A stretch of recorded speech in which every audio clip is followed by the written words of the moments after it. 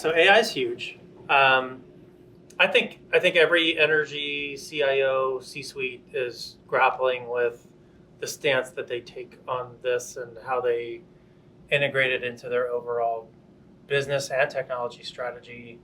Um, how I guess let's start with just broad strokes. What are you seeing in terms of how this influences this particular discussion of build versus buy, and how is that impacting the strategies you are infusing into your own practices?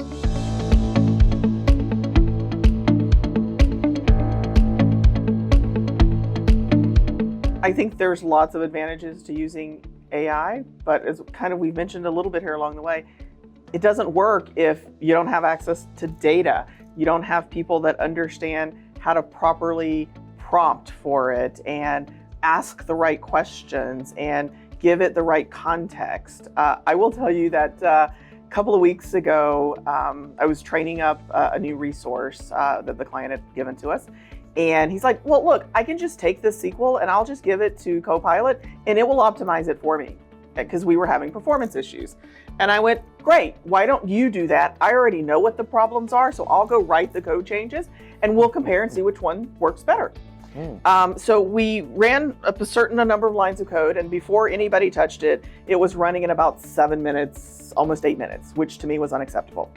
I got his code and I ran it and I killed it at 11 minutes. This was the Copilot optimized solution. So then I put mine in and I ran mine and it ran in 23 seconds.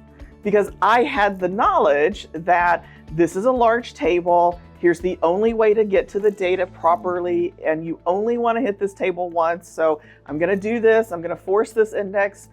And so I laughed, I'm like, well, Tanya won this time, but with the right knowledge, right, with the right cues, Copilot could have very easily done that.